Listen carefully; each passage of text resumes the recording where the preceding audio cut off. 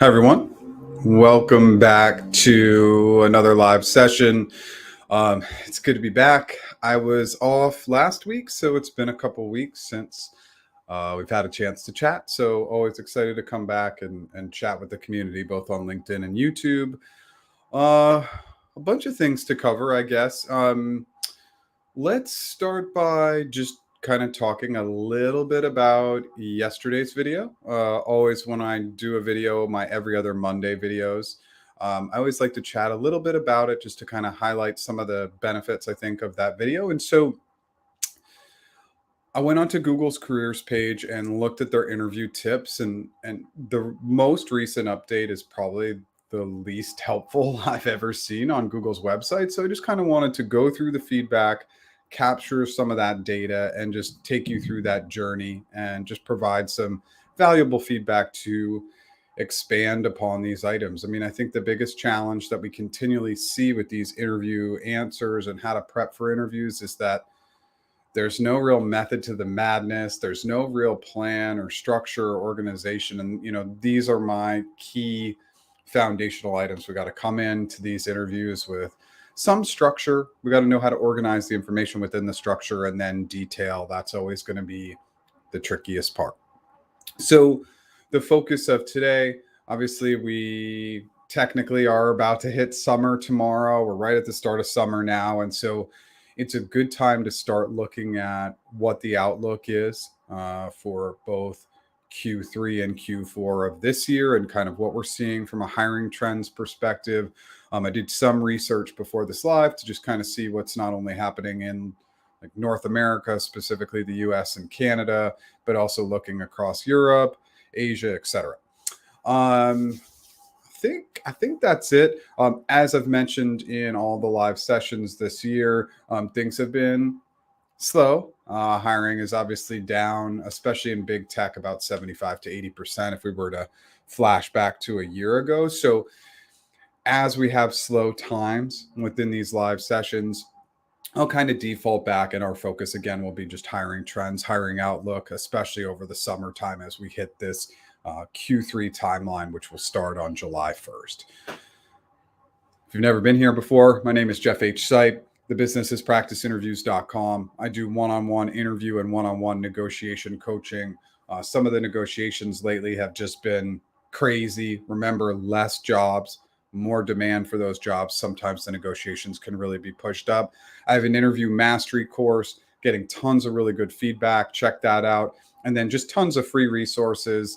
I have a free Slack community.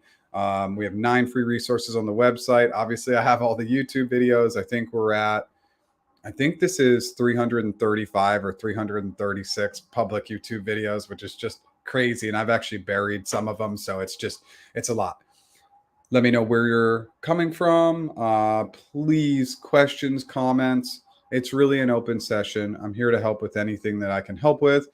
And let's have some fun today. And again, as the engagement has been on the lower end in 2023, I'm just here to help, and we can chat through anything in the downtime. So if you like what I'm doing today, smash that like button. If you've never subscribed, consider subscribing. We only have a couple of questions coming in, so it looks like we're off to a little bit of a slow start. I know we're hitting the summertime, so throw those questions my way. So with this first one, this was actually somebody else's comment. They must have deleted their comment. Sometimes when people sign up for the Slack community, we have a Slack community of about 4,000 people. It's 100% free. It's an opportunity to ask questions in between the lives, or keep the comments like less public a little bit. So sometimes it forces you to have like a practice interviews email address, and I have no idea why that happens, but it happens occasionally for people trying to sign up. If you ever run into that, just email me at jeff@practiceinterviews and I'll fix it. So somebody had an issue with that this morning. They deleted the comment. And Jazzy, thanks for helping. I don't know if you sent them a direct message or what happened, but I appreciate the help as always. Well, the holiday was not as, you gotta obviously, I'm pretty positive. You always gotta look at the bright side of things, but I went on holiday. My wife and I were going to three different locations. The second location, I got COVID. So I was quarantined in a bedroom for 5 days. So ultimately didn't make it to my last destination, which was Toronto. And Toronto has always been a bucket list city for me. I've never been. And so that was a little bit of a bummer. It allowed my wife more time with her family. So that ended up being the positive. I was very, very sick with COVID. So sometimes things happen. So I would say it was not the best vacation a person could have, but lots of downtime, lots of family time. And so thanks for asking. Mr. Flannery, good morning. We are chatting in a couple of hours, so I'm looking forward to catching up. It's been a long time. Thanks for being here. Any trends you're seeing on CE recruiting? Yeah, the CE roles remain slow. So I can give a data point that's keeps things confidential, but I definitely have a lingering negotiation client from last year who was going after a CE role, and that specific person got a little bit of feedback this week that things are pretty slow on the CE end of things. Now, again, remember everything's a case by case basis. This could have been for their level, for their location, but CE hiring has been slow. Correlated with that, I have another negotiation client. These are ones that like got kind of impacted by the freeze, so they've been hanging out with me for about a year now. um, Hard to get the architect role hired at the higher levels, 6 and 7 specifically, another GCP role that's pretty common and has that sales component like CE. So yeah, the GCP stuff has been kind of funky. Again, and I think as we're just kind of talking through the trends overall in this live, I mean, I have seen an uptick. There has been a little bit of an uptick in everything. I can tell you, I was having a funny conversation with somebody in my buddy Amir in my co-working space today, and we were kind of talking about trends, and I can see the littlest uptick in the trends. Like my YouTube views are up about 30%, so then the clients come in 30%, and everything is the ebbs and flows that I see, especially with big tech like Google, Meta, Apple, Amazon, etc. So it's peaking up a little bit, but CE recruiting and GCP, yeah, it's been pretty slow overall. You notice that job descriptions seem to be more specific and narrow than before. Well, I haven't noticed that, but I would say good. They should be more narrow and more specific if the overall hiring is down. They should be really trying to cater to the specific needs of that open position. And the more specific the job description, you're going to narrow not only the number of applicants, but you can really narrow the pool down. It makes it easier to source on very specific criteria. So it'll be interesting. If anybody else has seen or noticed that trend, please let us know.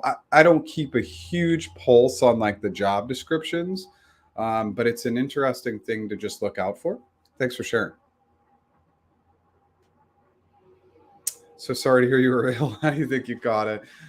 Well, I went to a concert in Las Vegas, so that could have been on my way out to Michigan. So that could have been one way, but um, for me personally, this year has been tough on my immune system. I've been sick quite a few times this year. So I think I'm kind of living in a weakened immune system state. And so trying to do some more healthy practices to get my body feeling a little bit better. Thanks for asking, though, this. Hey, Jeff, just wanted to share this. Last year I was hired at Google and your videos helped me a lot during the process. Unfortunately, this year I was let go in the layoffs back in March. I'm very, very sorry to hear that.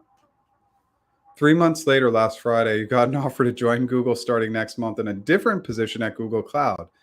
This time again, your videos were incredible help. Thank you so much. Amazing. I mean, it's just really, really great when people come back in and they come from a place of gratitude. Um, that is a foundation. That's a foundational item that's just going to help you have success in all aspects of life. I think that's pretty well known. But I did a LinkedIn poll recently, like talking about gratitude and like what role it played in the interview process. And I'll tell you, it's absolutely paramount and critical.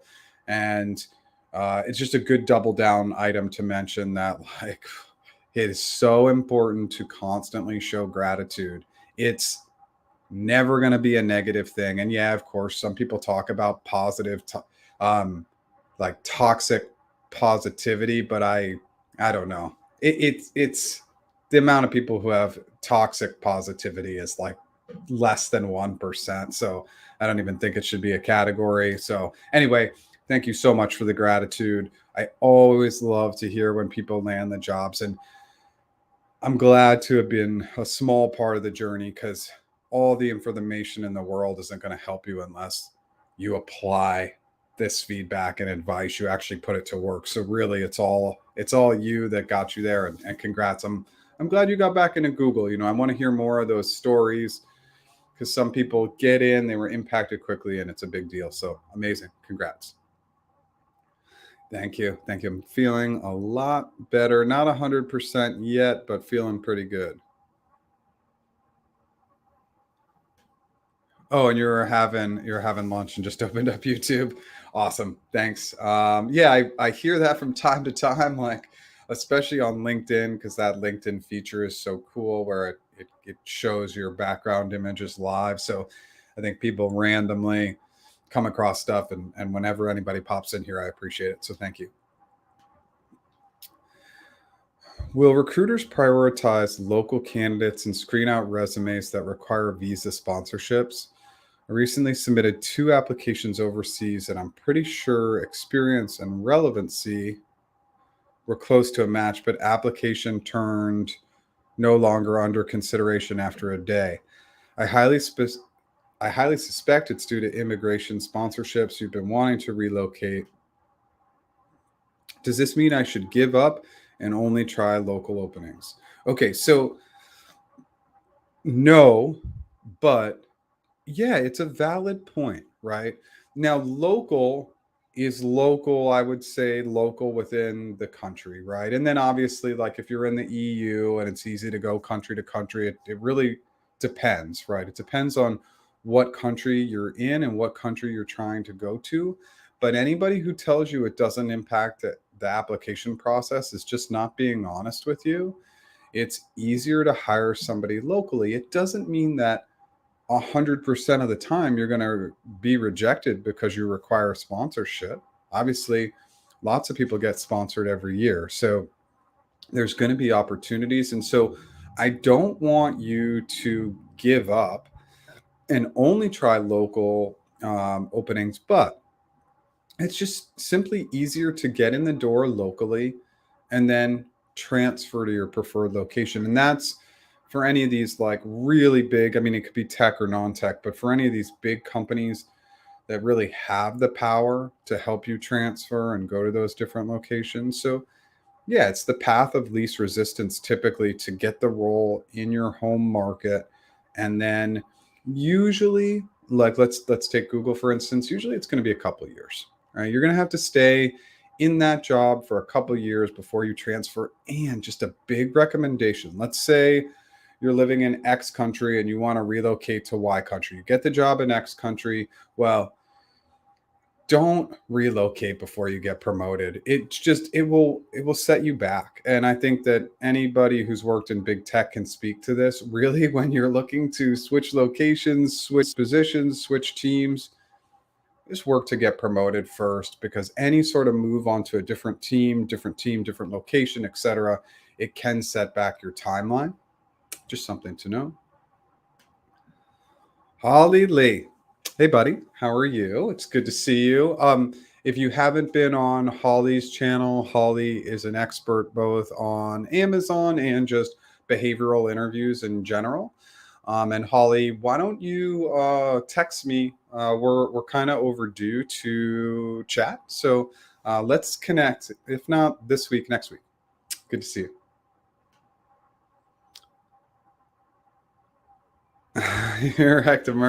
You recommend emergency and a mask. I realize the latter is not cool, but I've traveled long distance twice and stayed well. Yeah, the masking up is important. And again, I think so much of this, I know this is like a way sidetrack to the conversation, but like, what are we doing with our bodies to always keep our immunity at a really high level? My immunity level has seemed to be really low this year. And so I'm just what are the best practices to keep our bodies as healthy as possible?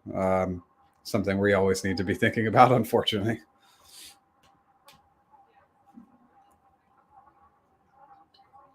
You applied for the Google apprenticeship and did all the interviews, and we're told the final outcomes will be in the third to fourth week of June. When should I follow up? Um, okay. Let's hold on. Let's go to this next one. You're sent a candidate questionnaire for the apprenticeship. Is this a good sign? Also, should I answer all the questions on my favorite Google team? You don't want to narrow your scope. So, if they say the third or fourth week of June, like we're there, so I don't see any reason why you can't check in this week. Check in today. Just always check in with gratitude, excitement. You can always say, hey, like if now is not the right time, when should I check in again? Just a couple like really simple steps that might be helpful. And then the candidate questionnaire. Um, so there's kind of two things on these questionnaires. Like if they ask for your preferred areas, it's kind of your opportunity to pick a couple areas that you're focused in on, but like maybe add a note that say, while these are my preferences, I'm open to any roles, etc. So you don't want to narrow your focus, but at the same time, you want to get that focus down to something that really interests you and excites you.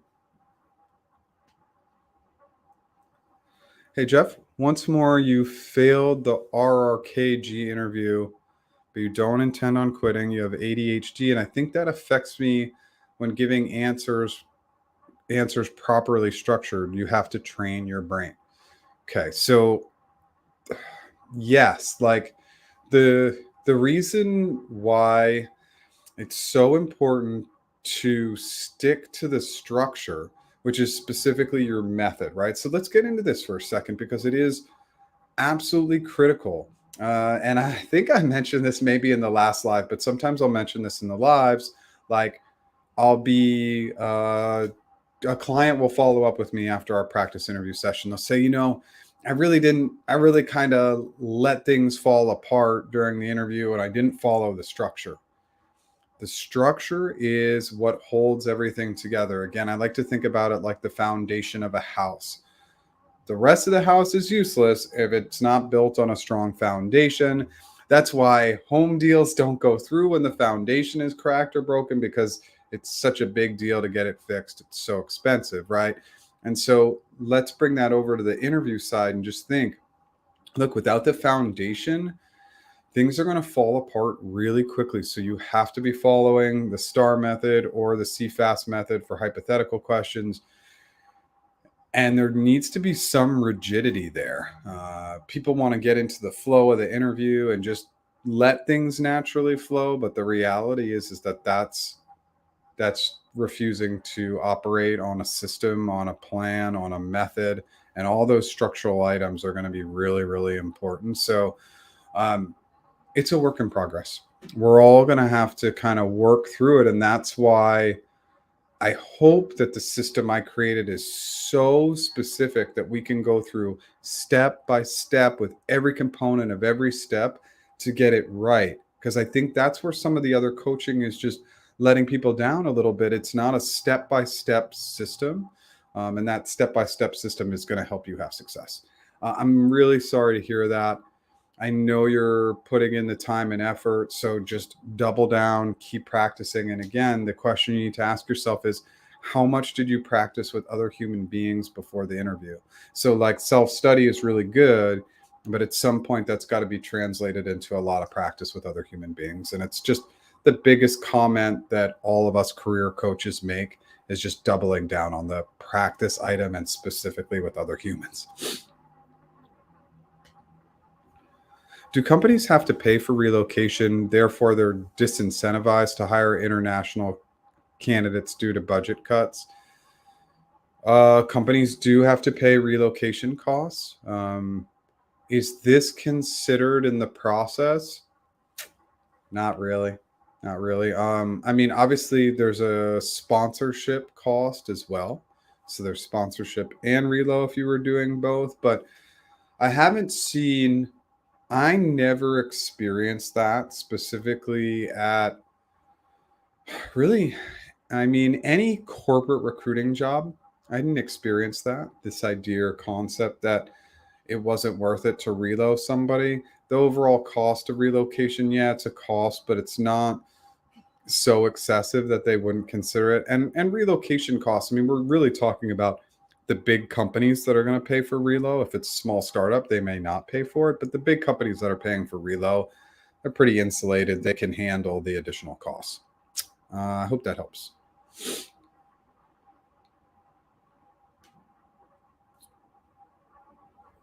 Oh, you got, okay. All right. So we're following up on this. You got the questionnaire. Also, there are about 20 business areas you can select. There's also an option they ask you, is there anything else you'd like to know about your preferences?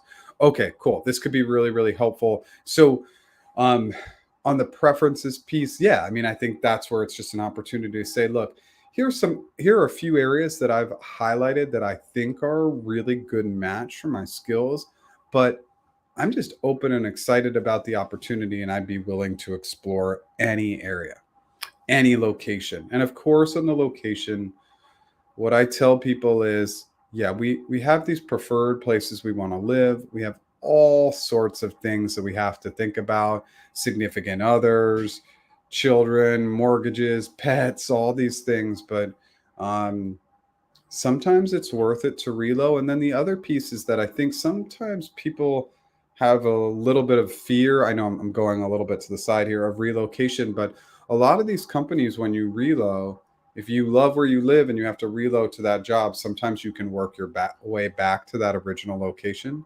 Sometimes, not all the time. But thanks for sharing that. Okay. You really tried to go with CFAS and everything you've learned in the interview mastery course, but my neurodivergent brain provides a foundation made of jelly. So, I did a really quick LinkedIn post about this. I think it was, I don't know, like a week ago. Sometimes you just need something yelling at you as a reminder during the interview. So if that's like on the outside of your desktop or laptop, to just say, use the CFAS method. I also like notes up on the left hand or right hand side of your screen. That's just like 3 or 4 items that are really yelling at you as constant reminders of things that are maybe challenge areas for you. CFAS can be incredibly difficult to stick to, but it's a tried and true method, and it's an actual method because there really isn't a lot of data out there for methods of how to handle hypothetical questions. So at least that gives you, again, that foundation to build off of. But sometimes you just need the information yelling at you. And that's why I love anything that's not major notes up on your computer screen, but enough to say, hey, like CFAS method. And it should be in big, bold, just as a constant reminder for what you need to do in the interview to be successful.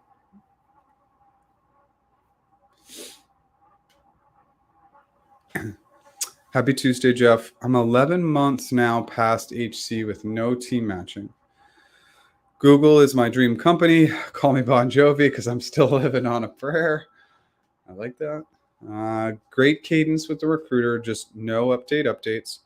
Applied to maximum roles allowable on the careers page throughout the year, but never heard back. Okay. I'm going to follow your strategy for making LinkedIn connections, bringing something rather than asking. What's the best way to find Google recruiters and hiring managers? So, okay. I'm glad that you're keeping with it. Like, this is obviously a super, super tricky time, and Google specifically, like, I'm curious to see what happens. The freeze happened in mid-July last year. Like, are they going to give some sort of leeway to candidates that were impacted right around the time of freeze? Like, will they extend out that feedback, make it more valuable? My best guess is it will be on a random case by case basis, but it'd be really interesting to see what they do. My strong recommendation is not to work with recruiters on LinkedIn, especially at the big tech companies. I'm not saying it doesn't work, but it's less successful than trying to attract hiring managers. How do we know if they're a hiring manager? We don't. A lot of the times we don't, unless they're calling out that they're hiring for a role. Hey, if you can find that, great. That's somebody we're going to want to double down with. But a lot of times you're just guessing. You're guessing based on tenure, based on what they're saying on their LinkedIn profile. Like, again, if they say anything in the experience section, like managing a team of 5 or something like that, dive into the experience, see if they say anything about managing a team, look at their tenure, and then you're just guessing. But yeah, a give first approach. But I would just stay away from recruiters. I don't think that they're going to be super valuable. It's just been my experience, and it's a pure volume thing, right? So, I mean, it's hard to believe how many times you'll get hit up on LinkedIn if you're like a recruiter at like Google, Meta, Amazon. I mean, it can be hundreds of times in a week. And so they just, at some point, you just need to shut all that down and just not look. And that's kind of what they default to. So again, some of it's guesswork, but look, if with a give first model, whether they're hiring or not, it doesn't really matter because you're still providing value. So value is value. Give first, give first, give first. Again, we know it's a longer term strategy. So what am I talking about? To reference this really quickly, my recommendation on LinkedIn is that you don't ask anybody for anything, that you give them a cool article, a cool video, give them something really relevant, something relevant to their role, and just send it to them and say, hey, Sue, came across this cool article, wanted to share with you. Hope you find it valuable. Looking forward to connecting, and don't ask for anything. It's a long-term strategy. The strategy works, but stay away from recruiters. That was long-winded. I know. Hey, Corey. Hey, Jeff, I got your message and we'll be responding soon. You caught something too, and you've been taking some time to recover. If you have immune system tips, I'd love to hear them. I mean, I don't have any good tips beyond what anybody else is going to tell you. So I don't just, yeah, unfortunately, it's just, again, I've been sick. I think probably at least, I don't know, 6 weeks plus this year, which is just, it's a lot. So stay healthy, and I would love to hear back from you whenever you have the time. Great tips. Thank you. Did you talk about the changes in the Google's careers page in this live? I saw your video, but I'd like to understand what you think. They changing anything in the process? I mean, I think, it's always important to remember that the process is pretty fluid and things are constantly and always changing and evolving. And that's not only holistically, but within team to team, group to group. And I'm not always privy to all those changes. Sometimes I'll hear about them from the community. Sometimes I hear about them from my friends who are still there. But yeah, I think the only constant is change. I know that's a really bad way to respond, but I went on the Google's careers page. I saw their interview tips, and it's really bad. I mean, look, I hold all these companies to a pretty high standard, and I think a lot of companies, just the content they put online, they don't realize that people take it very seriously, and nobody gets more applicants than Google. And what they put out in their interview tips is it's really bad. It was very lazy. It wasn't very thoughtful. There's lots of missing data, and it's by far the leanest and least useful information that I've ever seen on their interview tips. And the person who put out that information clearly is not an interview expert, and that's also a little bit of a challenge. I don't know why you'd give some very vague information that's not really helpful, and it could be a couple of things that are just a little bit confusing and conflicting. So it's not a priority for them. The whole hiring part of the organization is just not a priority. Just from everything I can tell, and some of that stuff has gone down, especially with the layoffs. Just bad approach to the transition, etc. And again, I'm just being critical because this is just a lot of the feedback I get from the community. Yeah, I hope that helps. Turkey hat. We may bring back the turkey hat this year. This was our famous turkey hat that I wore a year and a half ago. People couldn't stop talking about it. None of that's really true. I don't think anybody talked about it, but I get a lot of requests from this one Brendan Brennan to bring back the turkey hat. So we will have to consider that for Thanksgiving in the US this year. We're at the 30s. Just want to do a quick prompt on my services. Again, the business is practiceinterviews.com. I have one-on-one interview and one-on-one negotiation coaching. I also have an interview mastery course, getting tons of good feedback on that course. Free resources, free Slack group with 4,000 members, 9 free resources on practiceinterviews.com. I do original content every other Monday on YouTube. I go live every Tuesday at 10 a.m. Pacific time. If you like what I'm doing today, smash that like button. If you've never subscribed, consider subscribing. I also have built a second YouTube channel that's a little bit more focused on the corporate side of things. Still need to build out more content there, but that will evolve and grow over time as well. Hey, Jeff, your videos are quite a big deal. Okay. Thank you so much for sharing your knowledge. I know that being pregnant is okay by Google when applying. Okay, this is a really important question. Would you advise to share this up front or only after the offer was shared? How would this impact the hiring process? Uh, Look, I'm a big fan of protecting ourselves, so I'm really pretty individual focused in my coaching, meaning if I were you, and again, this is a really important personal decision, I wouldn't say anything. I want to get the job. I want to maximize my comp, and then I want to let them know this information so that they're not bringing any bias into their decision. And they could say, oh, we don't think about that during the hiring process. Of course they do. They're humans. There's no way they won't be thinking about it, won't be thinking about the impact of you being out on leave. Like those are things they're just naturally going to think about. So my strong recommendation is not to bring it up until they want to hire you. And the good news is we can hide this stuff with video interviews. So again, just my 2 cents. You need to really personally decide what you believe is best for you. But I like to kind of protect the confidentiality of that and not bring any additional bias into the process. The process is already extremely biased. So whether people actually believe that or not, it's the truth. There's tons of it going on in these interviews. So it's my 2 cents. It's obviously a very, very big decision. So if you have more questions, please let me know. The market seems to be turning around for contract roles. Okay, interesting. You got 2 interviews for Airbnb and Meta.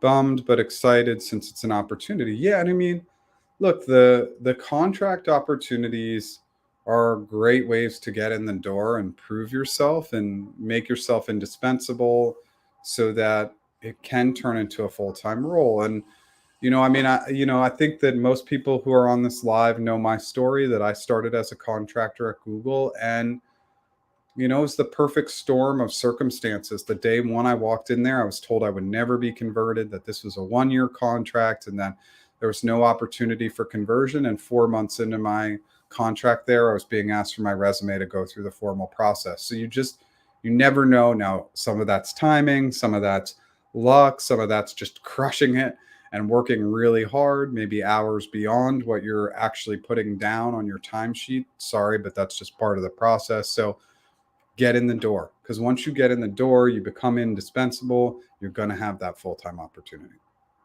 So good luck. Keep us posted. What can be done if you have been contacted by a couple recruiters and do not get anything back after a couple follow-ups? So not everybody, I have a lot of strategies. I think I'm like prefacing this a lot with like, not everybody loves this, but I just absolutely kill people with kindness, and I constantly remind them that I'm there And if I was in one of those scenarios and I had actually been reached out to about a specific role and contacted by a specific Google recruiter, I would start hounding them with graciousness and kindness, checking in once every week, once every 2 weeks, and saying, hey, I'm still excited about the opportunity we discussed on X date. As a reminder, it was this role. I'm seeing these 3 openings that are similar roles that are open right now. Really looking forward to staying in touch. And then I would just repeat. I would just send something similar every week or two just to keep the engagement up. If they never respond to you, okay, but you're constantly reminding them that you're out there, and that in itself can be a move to be remembered. And it may not pay dividends in the first month or two, but maybe over time it does. Does it always work? No, I'm sure it doesn't, but it's a strategy that I would recommend. If you have a point of contact, push that point of contact as much as you can. Just be gracious and kind when you do it.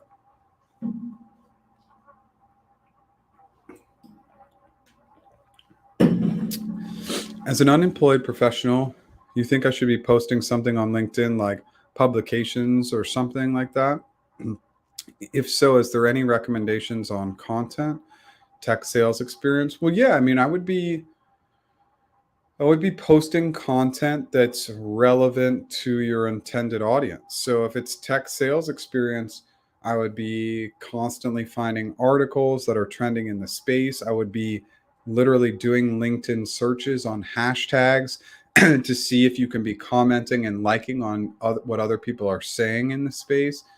But it should be space relevant. Now, I say that kind of with the fact that a lot of my LinkedIn posts, they go all over the place, right? A lot of it is negotiation and interviewing, but even the one I posted today was like a PSA about just listening, and that's like a public service announcement. And I saw this big billboard in Detroit, and I posted about it because I thought it was really cool. So I'll talk a lot about communication. I talk about business. I talk about a bunch of different things. So it's not like you can't go outside those lines, but 100% you should be super active on LinkedIn. Like if you're unemployed, you should be posting multiple times a week. One of the items that gets a ton of engagement, and it's just because people like clicking on stuff, run some polls. Run at least one poll a week. The polls get some of the most impressions and most engagement. So that's a great way to do it too. But everybody should be constantly pushing content on LinkedIn. And then, of course, with your LinkedIn profile, does your LinkedIn background picture have a call to action? Are you maximizing your headline to tell people like what roles you want? Have you even created like a landing page that you can turn on creator mode that takes people straight to your resume? I mean, there's just so many things you can do on LinkedIn. And I'm kind of, I got to admit, I'm kind of backing off of LinkedIn. I've been putting so much time and effort into pushing content, and I just don't think that people care that much. So I'm going to take a step back, but I've just been pushing and pushing and pushing so much. But for you, like maybe you're not as exhausted as I am on trying to push all the LinkedIn stuff. So again, I would recommend posting multiple times a week.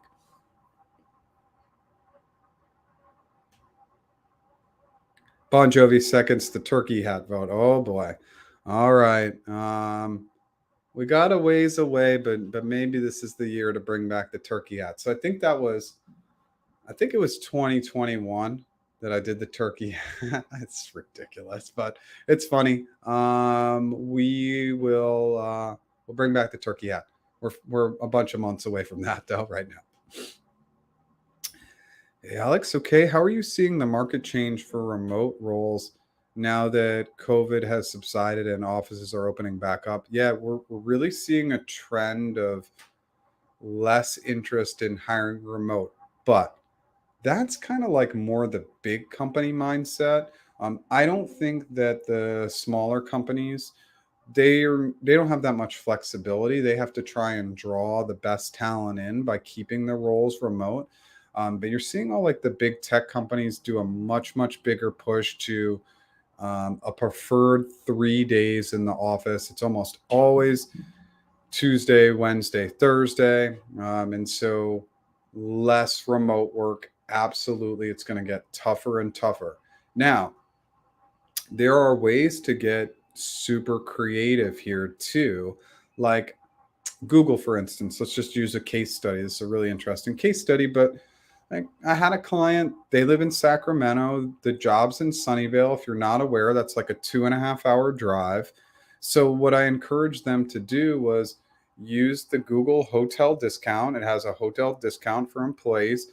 Drive in early in the morning, leave at like 4 or 5 a.m. on a Tuesday morning, get a hotel for one night, work Tuesday, Wednesday, and then leave after traffic on Wednesday. Yeah, it's a brutal 2 days.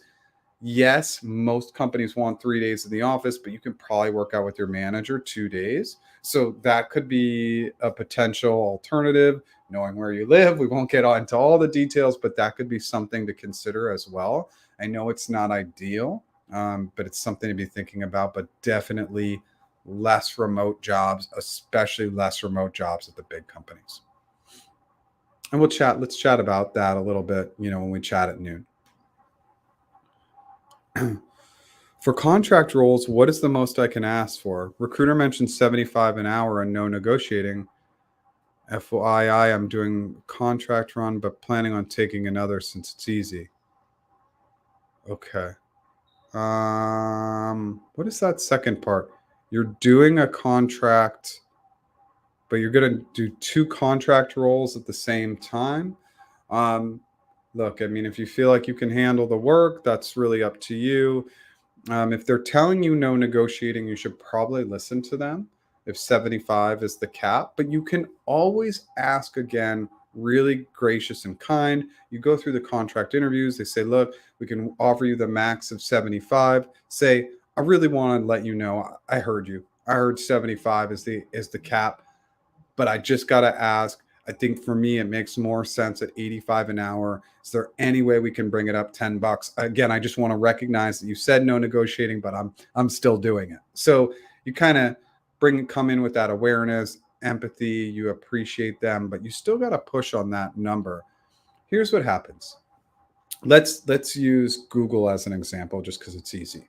So if the contract role is going to pay you 75, Google's probably paying 150 an hour. It's 100% markup on contract roles is really what these agencies try to go for. That's what I would go for if I was an agency recruiter. So what does that mean? It is negotiable. It's actually always negotiable. It's just cutting into their margin. The amount that Google is still going to pay them 150, if they pay you 85, it's just hurting their margin a little bit on how much money not only the agency but them personally are going to make. I don't know. I would make that concession of $10 if it meant closing you and I got that weekly contract money coming in to my account. So yes, watch what they say when it's non-negotiable, but at the same time, I always try to negotiate even when it's non-negotiable. I just take a very friendly, positive pitch and tone. I know that was long-winded. I hope that helps. Hey, Jeff, wanted to update you that you finally joined Google last week as a TAM for GCP. Amazing. It was a long journey, 6 months to offer, 6 months for visa and relocation. Thanks for all the resources and support. Amazing. TAMs are, again, this year's just been funky. Like, let's just call it what it is, right? But TAM has been the role that they've hired for the most in the last year for GCP, at least what I've seen on my end. So I'm really glad you got all the sponsorship, the offer, etc. It's amazing. I know it's so much of this has required so much patience, and your patience and ability to just see the process through is why you are where you are. So congrats. Thanks so much. I mean, obviously, I always appreciate it when people come in and tell me the good news because I just don't hear as much of it this year. But congrats. Amazing, amazing news. Is it appropriate to follow up with a recruiter hiring manager when they said the outcome will be given in June? Sure. It's so important that it's just a messaging and tone.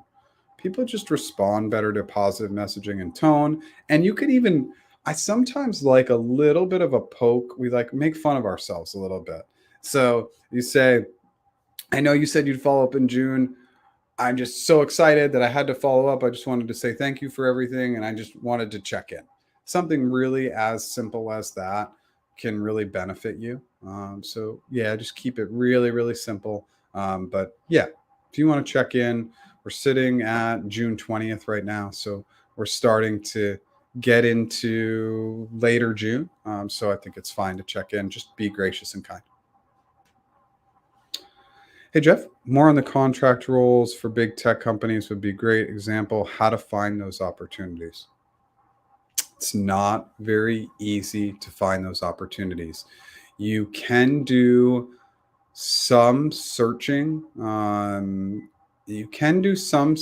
But the contract roles, they're just incredibly hard to find because a lot of times these companies, when they post the jobs, they will not, the company will be confidential, so they're never going to be easy to find. There was one person who commented on a LinkedIn post, and they had a strategy, and I tried to use it, and it was relatively ineffective, and I actually don't remember exactly what the strategy was.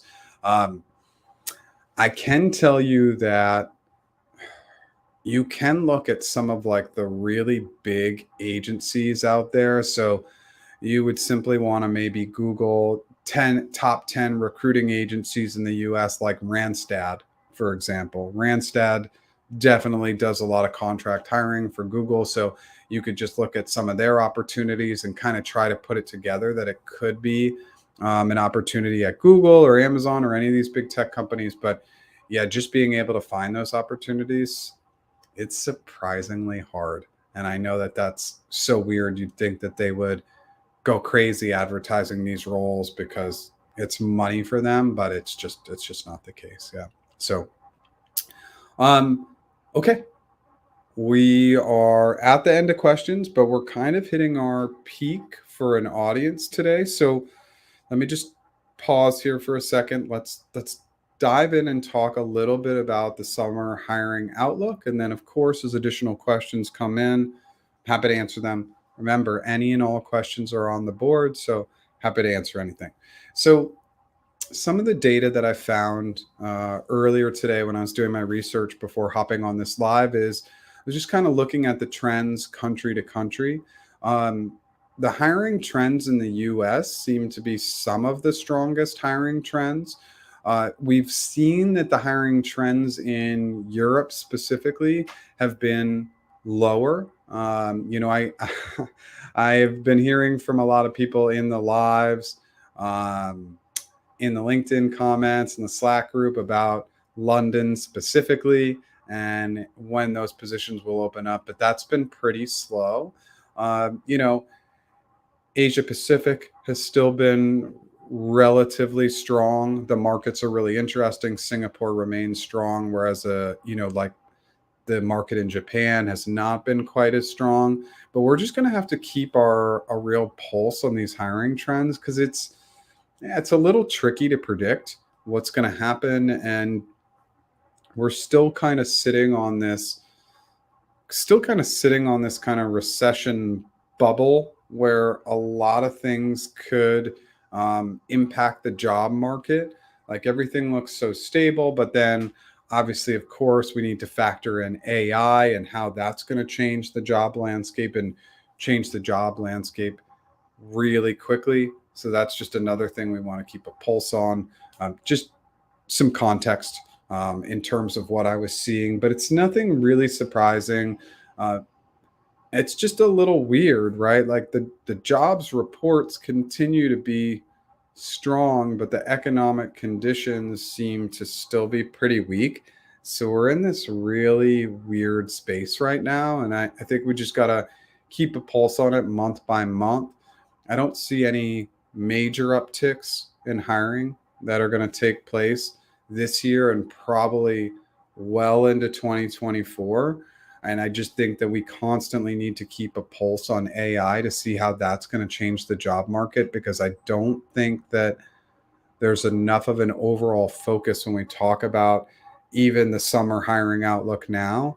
and the pace of AI and what it's going to do to the future landscape of jobs.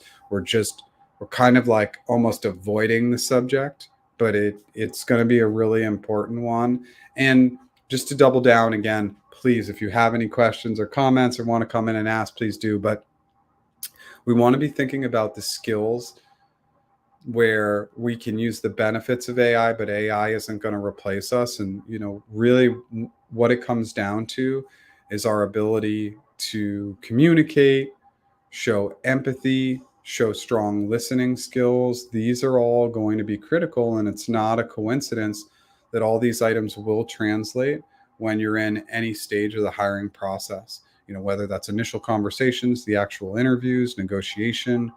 It's going to be critical that we're utilizing these soft skills, and these soft skills are going to become more and more and more important as the technical skills. They're covered by AI. They can be done for us. Obviously, we've got to understand how to prompt and utilize these tools, but just something to keep in mind. Okay, we're at about 10 minutes, approaching 10 minutes with no questions. So I'm actually going to go into my wrap up. If anybody has any additional questions, of course, I'm always happy to answer them. I'm going to do a quick prompt on my services. Again, if you're here and you want to ask anything, I'm here to answer. Otherwise, we'll just go into our close, and I'll be back next week. And then Tuesday, July 4th, because it's a holiday here in the US, I actually will be taking that off of the live. And then for the foreseeable future after July 4th, I think I should be showing up live every week for the most part. It's your first time here. My name is Jeff H. Sipe. The business is practiceinterviews.com. I do one-on-one interview, one-on-one negotiation coaching. I have that great interview mastery course. Check it out. It will create the systems and process for you creating fantastic answers, free resources. I have a ton. So join our Slack group. It's got almost 4,000 members, 9 killer free resources on the website. Utilize them. They're really helpful. I go live every single Tuesday, 10 a.m. Pacific time, and new original content every other Monday. I'm about to do a real heavy shorts push. You're going to see that happening over the next few weeks. I just have a lot of content that I want to repurpose in shorter format for the audience. If you liked what I did today, smash that like button. If you've never subscribed, consider subscribing on my YouTube channel. You can also scroll down to the bottom and check out my new YouTube channel, some of my other favorite YouTubers that I'm friends with, including Holly Lee, who poked in today.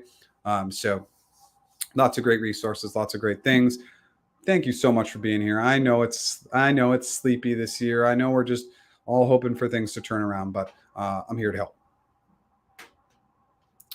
Yeah, so just go to practiceinterviews.com, individual solutions, go to the free resources page, and you can join the Slack group there. Thank you, everybody, so much. Obviously, if any questions come up between now and next week, jump into the Slack group and ask them there. Have a great rest of your week. Thanks.